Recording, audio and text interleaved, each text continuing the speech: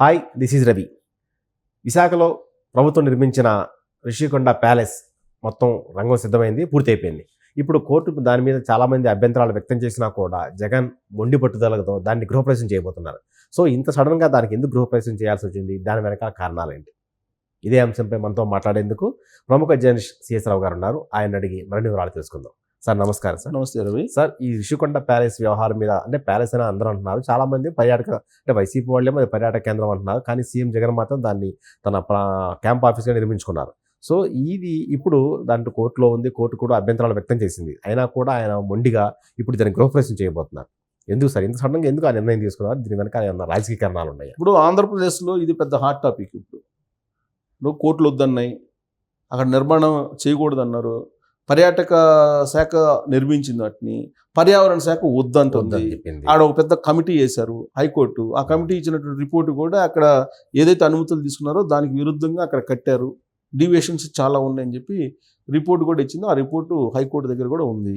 ఇలాంటి పరిస్థితుల్లో Jaganmohan Reddy all of సడన్గా గృహప్రవేశం చేస్తున్నారు రిషికొండ ప్యాలెస్లో అని చెప్పి లేటెస్ట్గా వచ్చినటువంటి న్యూస్. దాన్ని చూసిన తర్వాత చాలామంది ఆశ్చర్యపోతున్నారు. ఎందుకు ఒకేసారిగా సడన్గా జగన్మోహన్ రెడ్డి ఇలాంటి డెసిషన్ తీసుకున్నారు? రిషికొండలోకి ఆల్రెడీ గృహప్రవేశం చేయబోతున్నారు ఆయన. అందుకు సంబంధించిన ఏర్పాట్లు విశాఖలో ఉండేటువంటి అధికారులు కూడా చేస్తూ ఉన్నారు. మొత్తం బ్లాక్లన్నీ కూడా సిద్ధమైపోయాయి. సీఎం క్యాంప్ ఆఫీస్ అంతా సిద్ధమైపోయింది. సీఎం క్యాంప్ ఆఫీస్ సిద్ధమైపోయింది. అక్కడ రేపటి నుంచి అధికారిక కార్యకలాపాలు అక్కడి నుంచే ప్రారంభం కావడానికి ఏర్పాట్లు చేయండి అని చెప్పేశారు. సో దానికి సంబంధించి పూజలు పునస్కారాలు అన్నీ కూడా అక్కడ చేస్తున్నారు అనేది ఇప్పుడు లేటెస్ట్ న్యూస్. ఇంత సాహసానికి ఎందుకు జగన్మోహన్ రెడ్డి చేస్తున్నారు అనేది ఇప్పుడు పెద్ద ప్రశ్న. కానీ ఇక్కడ మనకు ఉన్నటువంటి సమాచారం ప్రకారం వివిధ రకాల మార్గాల నుంచి మనకు వస్తున్నటువంటి ఫీడ్బ్యాక్ ఏంటంటే, ఇటీవల కాలంలో శారదాపీఠం అధిపతి స్వరూపానందేంద్ర సరస్వతిని ఈయన కలిశాడు, రాజశ్యామల యాగాన్ని చేయించాడు జగన్మోహన్ రెడ్డి. పూర్ణాహుతి జరిగే రోజున ఈయన అక్కడికి వెళ్ళి దాదాపు గంటన్నర పాటు అక్కడే ఉండి స్వామి చెప్పినటువంటి ప్రతి దాన్ని కూడా ఆయన ఆలకించాడు. ఆయన చెప్పిన దాని ప్రకారం తాడేపల్లిలో ఉంటే ఈసారి అధికారంలోకి వచ్చేటువంటి అవకాశం లేదు, కాబట్టి ఇమీడియట్గా నువ్వు షిఫ్ట్ అవ్వు, ఈ రిస్కులు రకరకాల ఇబ్బందులు ఇవన్నీ ఉన్నాయి, కాబట్టి నువ్వు ఇమీడియట్గా వైజాగ్కి షిఫ్ట్ అయిపోయి రిషికొండలో కనుక దిగితే రాష్ట్రం మొత్తం మీద ఎత్తుగా ఉంటావు, కొండ మీద ఉంటావు, కాబట్టి నీకు వాస్తు కలిసి వస్తుందని చెప్పి ఆయన ఏదో చెప్పినట్టు ఈ రాజశ్యామల యాగం పూర్తయిన తర్వాత. అందుకే ఇప్పుడు ఆల్ ఆఫ్ సడన్గా జగన్మోహన్ రెడ్డి షిఫ్ట్ అవుతున్నారని చెప్పేసి ఒకటి వినిపిస్తుంది. అదే దీంట్లో వాళ్ళిద్దరూ మాట్లాడుకున్నటువంటి అంశం అటు స్వామీజీ అని చెప్పాలి, లేదా జగన్మోహన్ రెడ్డి అని చెప్పాలి, కానీ మన ఇద్దరు చెప్పలేదు. కానీ వస్తున్నటువంటి ఒక గాసిప్స్ అనుకోవాలి. ఎందుకనంటే ఒక ఇద్దరు ప్రముఖులు కలిసినప్పుడు వాళ్ళిద్దరూ చెప్పరు, కానీ బయటకు వస్తుంది విషయాలు. ఎవరి ద్వారా వస్తుంది? అక్కడ ఉన్నటువంటి వాళ్ళ ద్వారానో, లేదంటే వీళ్ళు వాళ్ళ ఫ్రెండ్స్ చెప్పడమో, లేదా సన్నిహితులు చెప్పడమో చెప్తే అది ఒకసారి పెదం దాటితే ఇంకా అది ఎక్కడికి వెళ్ళొద్దో తెలియదు. అది పెద్దోళ్ళే చెప్తుంటారు. పెదవి దాటిన తర్వాత అది మనం ఆపలేమని మాటని.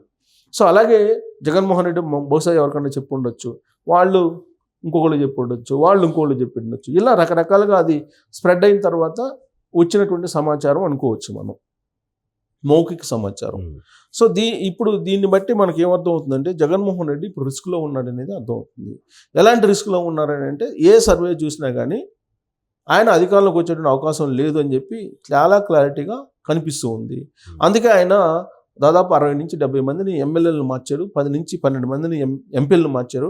కొంతమంది ఎంపీలు అయితే మేము పోటీ చేయమని చెప్పి వెళ్ళిపోయారు, కొంతమంది ఎమ్మెల్యేలు అయితే మేము ఈసారికి పోటీ నుంచి విరమించుకుంటున్నాం అని చెప్పి కొంతమంది ఎమ్మెల్యేలు చెప్పారు. కొంతమంది రాజీనామా కూడా చేశారు. మా ఒంగోలు ఎంపీ ఆయన రాజీనామా చేశారు. మాగుంట కన్నా పెద్ద లీడర్ ఎవరంటే వేమిరెడ్డి ప్రభాకర్ రెడ్డి. వేమిరెడ్డి ప్రభాకర్ రెడ్డి కూడా ఆయన ఒక నమస్కారం చెప్పి, మీకు ఒక నమస్కారం అని చెప్పి ఆయన వెళ్ళిపోయారు. ఇవన్నీ కూడా జగన్మోహన్ రెడ్డికి చికాకులు, అనుకోనటువంటి చికాకులు, అనుకోనటువంటి ఇబ్బందులు రాజకీయంగా అని చెప్పి అనుకోవాలి. ఇటీవల కాలంలో సిద్ధం సభలు పెట్టినప్పటికీ కూడా అవి సక్సెస్ అయినట్టు కనిపిస్తున్నప్పటికీ కూడా అవి ఏ విధంగా సక్సెస్ అవుతున్నాయి అనేది అందరికీ తెలిసినటువంటి విషయం. అసలు విషయం జగన్మోహన్ రెడ్డికి బాగా తెలుసు. కాబట్టి జగన్మోహన్ రెడ్డికి ఇప్పుడు స్వామి స్వరూపానందేంద్ర సరస్వతి చెప్పింది బాగా తలకెక్కించుకున్నారు. అందుకే ఇమీడియట్గా ఆయన షిఫ్ట్ అవుతున్నారు. గతంలో కూడా చెప్పారు, తాడేపల్లిలో ఉన్నంతకాలం నీకు రాజకీయంగా రిస్క్లే ఉంటాయి, చికాకులు ఉంటాయి, కాబట్టి ఇమీడియట్గా షిఫ్ట్ కమ్మని చెప్పిన తర్వాతనే రిషికొండ ప్లేస్ని ఎంపిక చేసుకొని రాజులు కొండల మీద ఉంటారు, దేవుళ్ళు కొండల మీద ఉంటారు, కాబట్టి నువ్వు కూడా రాజువి, దేవుళ్ళు అంటాడు, అందుకని నువ్వు కొండ మీద ఉండని చెప్పి ఆయన చెప్పినట్టు. అదిగాక మన రాష్ట్రానికి విశాఖపట్నం ఈశాన్యంలో అవుతుంది. ఈశాన్యంలో ఉంది. ఈశాన్యంలో కూడా ఈ నెత్తిలో ఉంటే కనుక అందరికన్నా ఆధిపత్యంలో చెలరాయించవచ్చు అనేది రకరకాలు చెప్తుంటారు కదా. ఆధ్యాత్మికవేత్తలు నీకు ఎన్ని రకాలుగా చెప్పాలంటే అన్ని రకాలుగా చెప్తారు. అక్కడికి వెళ్ళిన తర్వాత కేసులు కూడా మొత్తం కొట్టేస్తారు రాత్రి అనుకుంటున్నారు బహుశా వాళ్ళు. మేబీ అది కూడా చెప్పుండొచ్చు. ఆధ్యాత్మికవేత్తలు టచ్ చేస్తే ఏదైనా చెప్పగలరు, ఏదైనా చెప్తారు. గ్రహాలు ఇటు తిరుగుతున్నాయి. ఈ మొన్న లాస్ట్ టైం 2014 గ్రహం తిరుపతి వైపు ఉంది, ఈసారి ఋషికొండ వైపు గ్రహం తిరిగిందని కూడా చెప్పొచ్చు. వాళ్ళు ఏదైనా ఆధ్యాత్మికవేత్తలు చెప్పగలరు. ఆ సత్తా, ఆ నైపుణ్యం వాళ్ళకు ఉంది. ఇన్నే వాళ్ళు ఉంటే ఏదైనా చెప్తారు. సరే, ఏదైతే జగన్మోహన్ రెడ్డి అయితే ఋషికొండలో గృహప్రవేశం చేస్తున్నారు. ఆ ఋషికొండకి వెళ్తున్నారు అనగానే ఆ వైజాగ్లో ఉండేటువంటి పబ్లిక్ భయపడుతున్నారు. అసలు ఎప్పుడన్నా వస్తేనే ట్రాఫిక్ జామ్ అయిపోయేసి మొత్తం గంటలు మనం ప్రయాణానికి ఆపుకోవాల్సి వస్తుంది. ఇప్పుడు పర్మనెంట్గా ఋషికొండకు వస్తే జగన్మోహన్ రెడ్డి మన పరిస్థితి ఏంటి అని చెప్పి వాళ్ళు ఆందోళన చెందుతున్నటువంటి సిచ్యువేషన్ కనిపిస్తుంది. ఇంకొక వైపు అదేమో కోర్టు కేసులో ఉంది. కోర్టు కేసులో ఉన్నప్పుడు 450 కోట్లు, సుమారుగా 500 కోట్లు వేసుకో, 500 కోట్లతో దాన్ని నిర్మించారు. 500 కోట్లతో నిర్మించినటువంటి ఋషికొండని ఇప్పుడు బ్లాక్లో 17 బ్లాక్లో ఏమో చెప్తున్నారు. ఆ బ్లాక్లో మొత్తం అక్కడి నుంచి సీఎం కాంప్లెక్స్ పరిపాలనా రాజధాని అక్కడి నుంచి ఉండాలి అని చెప్పి ఆయన పరిపాలనా రాజధానికి సంబంధించినటువంటి కసరత్తు చేస్తూ ఉన్నారు.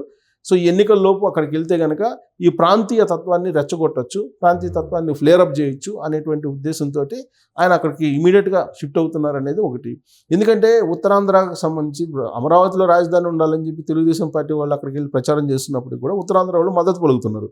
కానీ రాజధాని వస్తే ఎలా ఉంటుందని చెప్పి చూపిస్తే అప్పుడేమైనా రియాక్ట్ అవుతారేమో ఉత్తరాంధ్ర వాళ్ళు అనేటువంటి ప్రయత్నంలో భాగంగా ఇప్పుడు ఈయన ఇమీడియట్గా అక్కడ షిఫ్ట్ అవుతున్నారేమో అనేది ఇంకొక రాజకీయ కోణంగా కూడా చెప్పుకోవచ్చు మనం. సో ఏదైనప్పటికీ కూడా జగన్మోహన్ రెడ్డి కోర్టులను ధిక్కరిస్తూ ప్రజాభిప్రాయాన్ని తీసుకోవాల్సినటువంటి రోజుల్లో, మరికొన్ని రోజుల్లో ప్రజాభిప్రాయం కోసం ఎన్నికలకు వెళ్తున్నటువంటి పరిస్థితుల్లో ఆల్ ఆఫ్ సడన్గా అక్కడికి వెళ్ళటం అనేది ఇది రాజకీయ వర్గాలు కూడా చర్చ జరుగుతుంది. బట్ ఒకటేంటంటే స్వామీజీ చెప్పిన దాని ప్రకారం వెళ్తున్నాడు అనేది ఒకటి వినిపిస్తుంది. సో ఇంత చేసి కూడా ఇప్పుడు ఈ ప్రత్యర్థులేమో బలపడుతున్నారు. ఇప్పుడు తెలుగుదేశం పార్టీ, జనసేన, బీజేపీ పొత్తు దాదాపు ఖరారు అయిపోతుంది. నిన్న రాజ్నాథ్ సింగ్ రాష్ట్రానికి వచ్చిన సందర్భంగా అది చాలా క్లారిటీ వచ్చేసింది. సరే, సీట్ల షేరింగ్ ఇవాళ కాకపోతే రేపైనా క్లారిటీ వస్తుంది. జెండా సభ జరుగుతుంది తాడేపల్లిగూడెంలో. ఒకవైపు దూసుకొస్తున్నారు. వాళ్ళు అనుకున్నటువంటి విధంగా అభ్యర్థులు ప్రకటించిన తర్వాత కూడా అసంతృప్తి లేదు. సో వైఎస్ఆర్ కాంగ్రెస్ పార్టీ ఇప్పుడు ఏం చేస్తుంది, తగ్గిపోతుంది. తగ్గిపోతున్న పరిస్థితుల్లో ఢిల్లీలో నరేంద్ర మోడీ అపార్ట్మెంటు, అమిత్ షా అపాయింట్మెంట్ కూడా ఇవ్వనటువంటి పరిస్థితికి జగన్మోహన్ రెడ్డి వచ్చారు. సో కాబట్టి ఇప్పుడు ఇమీడియట్గా కనుక మారకపోతే ఈ ప్రతికూలమైనటువంటి అంశాలు మరిన్ని ఎక్కువ అయ్యే అవకాశం ఉందనేటువంటి ఒక ఆందోళన అయితే జగన్మోహన్ రెడ్డిలో పడింది. అందుకే ఆ స్వామీజీ చెప్పినట్టు వెళ్తున్నారు అనేది ఒకటి. సహజంగా ఏం చెప్తుంటారంటే వైఎస్ఆర్ కాంగ్రెస్ పార్టీ వాళ్ళు ఉండేది ఇద్దరు, జగన్మోహన్ రెడ్డి, భారతి. వీళ్ళిద్దరికి ఎన్నిళ్ళు కావాలయ్యా, పేదల మనిషి ఆయన, పేదల కోసం పనిచేస్తున్నాడు అని చెప్తూ ఉంటారు జగన్మోహన్ రెడ్డి గురించి. జగన్మోహన్ రెడ్డి పేదోడైతే నిజంగా ఇప్పుడు గాంధీ మహాత్ముడు ఉన్నాడు. గాంధీ మహాత్ముడు ఆయన బారిస్టర్, అప్పట్లోనే లండన్లో చదివించాడు కదా బారిస్టర్. అప్పట్లో బారిస్టర్ అంటే మామూలు విషయమా? మరి ఎందుకు ఆయన దోవతి ఒకటి చొక్కా వేసుకోకుండా ఆయన ఉంటారు? అంటే పేదలు ఎలా ఉండాలో అలా ఉండాలని చెప్పి అనుకొని ఆయన పేదల్లో మమేకం కావాలంటే ఆయన వేషధారణ కూడా మారాలని చెప్పి ఆయన ఆ విధమైనటువంటి చిత్తశుద్ధితోటి ఆయన. అందుకే గాంధీ సూక్తి ఏంటంటే ముందు నువ్వు చేసిన తర్వాత చెప్పు అని చెప్పి అంటారు. ముందు నువ్వు పాటించు తర్వాత చెప్పు అంటారు. కానీ జగన్మోహన్ రెడ్డి ఏంటి, నేను శాలరీ తీసుకొని అంటాడు, ₹1 శాలరీ తీసుకొని నేను అంటాడు, 2 హెలికాప్టర్లు కావాలంటాడు. ఇప్పుడు వాడుతున్నది కాక 2 హెలికాప్టర్లు కావాలంటే 3 హెలికాప్టర్లు కావాలి. అలాగే ఇప్పుడు తాడేపల్లి క్యాంప్ ఆఫీస్ ఉంది, దానికి ఇంట్రెస్ట్ అవన్నీ తీసుకుంటాడు, రెంట్ అవన్నీ తీసుకుంటాడు. తాడేపల్లి క్యాంప్ ఆఫీస్కి భారీగా దానికి ఎంత రెంట్ తీసుకుంటారు ఇంతవరకు బయట రాలి, ఎవరైనా చూపిస్తారని చూడాలి. తాడేపల్లిలో క్యాంప్ ఆఫీస్ ఉంది, అది ఒక ప్యాలెస్ అంటుంటారు. తర్వాత హైదరాబాద్లో మనందరికీ తెలుసు లోటస్ పాయింట్, అది ఒక ప్యాలెస్. బెంగళూరులో 30 ఎకరాల్లో పెద్ద ఇల్లు ఉంది అనేది అందరికి తెలిసినటువంటి విషయమే. దాన్ని ఏదో రిపేర్లు చేపిస్తున్నారు ఇప్పుడు అని చెప్పి కొన్ని కోట్లతో రిపేర్లు చేపిస్తున్నారు అంటున్నారు. ఇప్పుడు వైజాగ్లో మళ్ళీ ఇంకోటి 500 కోట్లతోటి ఒకటి తయారు చేశారు.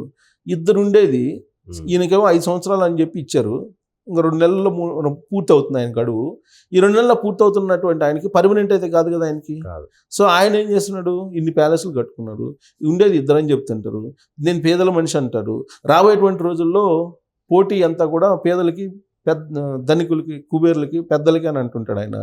ఎవరు పేద, ఎవరు ధనికులు?